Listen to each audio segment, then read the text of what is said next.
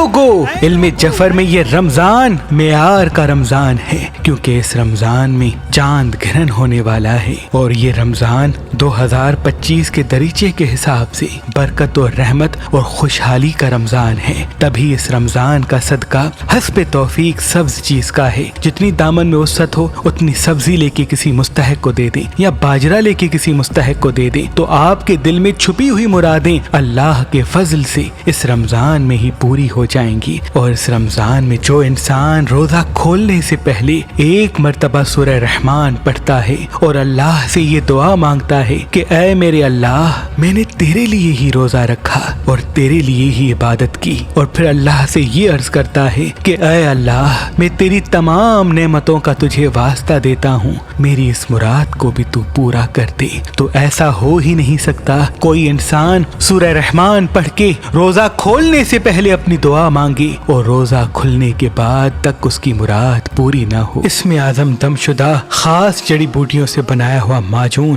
آپ کے لیے ہم نے مہربان شفا خانہ پہ رکھا ہوا ہے۔ وہ میرے بھائی جو مردانہ کمزوری کا شکار ہیں، یا وہ میرے بھائی جو صاحب اولاد نہیں، یا وہ میری بہنیں جو عورتوں کے پوشیدہ امراض میں مبتلا ہیں، مجھے امید ہے یہ خاص جڑی بوٹیوں سے بنایا ہوا معجون جس پہ خاص اسم اعظم دم ہے، ہمارے آباء و اجداد کا خاص نسخہ، جیسے ہی آپ اس معجون کو کھائیں گے تو اپنے وجود میں پھرتی اور ایک خوبصورت ازدواجی زندگی گزاریں گے۔